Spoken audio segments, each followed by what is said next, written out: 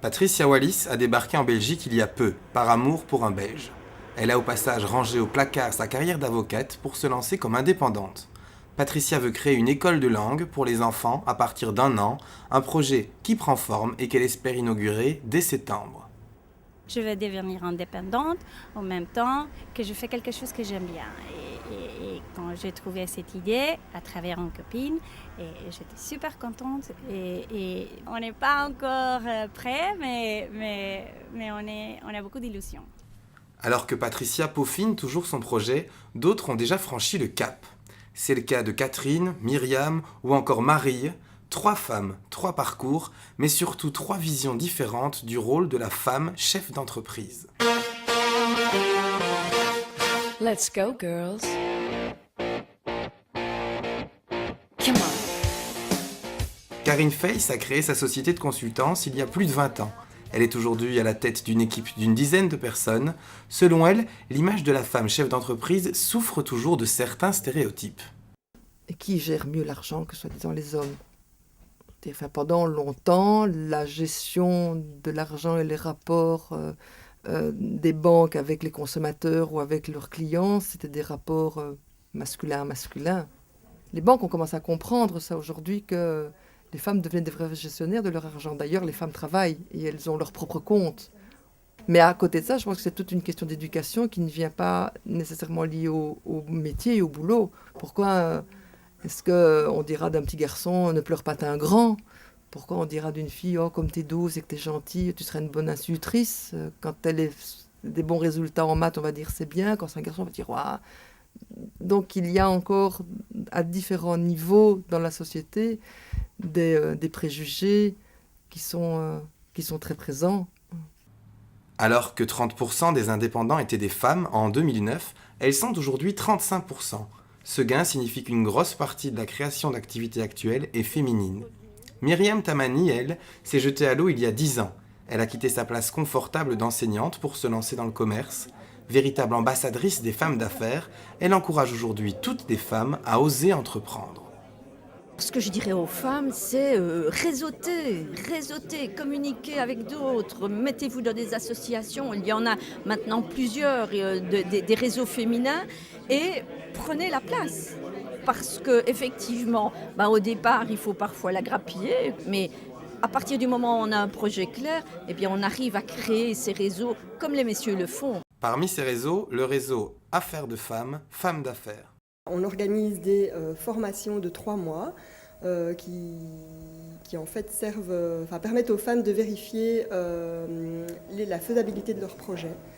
Donc ça leur permet vraiment de faire une étude de marché, de faire un premier jet de plan financier.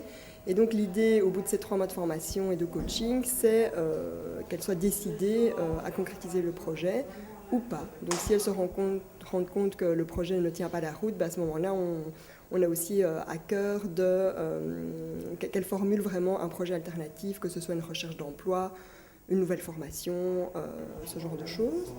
À côté de ça, on fait aussi de l'accompagnement individuel, donc pour des personnes qui sont déjà bien confirmées dans leur souhait d'entreprendre. Là, on peut les accompagner en individuel jusqu'à la création de leur projet. Conseillée par le réseau féminin Diane, Marie Depasse a ouvert son magasin de déco il y a 7 mois.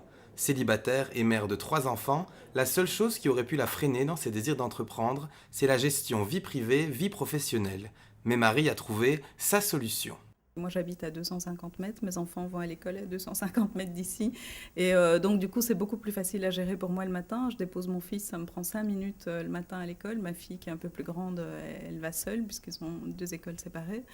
Et je mets 5 minutes pour venir au magasin. Maintenant, c'est certain qu'une fois que l'école est terminée, mon fils a fini à 3h15, il y a 1h30, on va dire, de garderie. Et là, j'ai une personne qui va le chercher et qui le garde jusqu'à mon retour. C'est vrai que j'ai pas énormément de temps à leur consacrer, ça c'est sûr. Maintenant, je me dis que c'est un laps de temps, c'est-à-dire qu'ici, moi j'ai 3 enfants, ça c'est mon 4e bébé, le magasin, et puis ça fait 7 mois qu'il existe, donc c'est comme tous les enfants, quoi. Ils sont bébés, il faut lui laisser le temps, et puis là il marche à 4 pattes, et puis un jour j'espère qu'il va se lever, je vais pouvoir prendre alors du temps pour moi et pour mes enfants, et peut-être engager du personnel. Révolution à la maison. Aujourd'hui, tout le monde met la main à la pâte. Les femmes sont dans le cocon, elles sont les louves, elles protègent les enfants, donc laissons-les à la maison. Et les hommes partent à la chasse, chercher la nourriture et ramener l'argent. Mais ça se fait plus tout à fait comme ça. On laisse après la place à papa qui va préparer à manger aujourd'hui. Je pense que mon fils n'a pas du tout été élevé comme mon époux, donc je crois qu'il y a quand même des changements au niveau des jeunes générations. Vraiment, ça, je crois que c'est quand même très différent. Aucune femme interrogée ne souhaite encore entendre parler de discrimination homme-femme dans la création d'entreprises, mais l'inconscient collectif associe toujours l'image du chef d'entreprise à celle de l'homme. Dans le monde de la gestion, la plupart des modèles sont des modèles masculins. Donc, quand on va parler de gestion d'entreprise, on va parler d'hommes. Quand on va parler de manager, on va parler d'hommes. Donc, je pense que ce qui est intéressant, c'est vraiment d'augmenter la visibilité des femmes qui sont présentes dans le monde économique et notamment des femmes qui créent des activités, qui ont des entreprises, qui ont notamment des entreprises importantes, y compris dans des secteurs masculins, le secteur de la construction, le secteur des technologies, le secteur des spin-offs et des créations d'activités, pour montrer justement que les femmes sont là, qu'elles sont présentes, que c'est possible. Et qu'il y a beaucoup de femmes maintenant qui concilient une activité professionnelle comme créatrice et comme chef d'entreprise avec une vie professionnelle, une vie familiale et une vie parentale tout à fait équilibrée et tout à fait heureuse. Non, si c'est pas Simone Veil qui disait le jour où la vraie égalité sera reconnue, c'est lorsque, ou dans le domaine professionnel ou dans le domaine public, on engagera une femme qui pourrait être aussi idiote et aussi bête qu'un autre homme.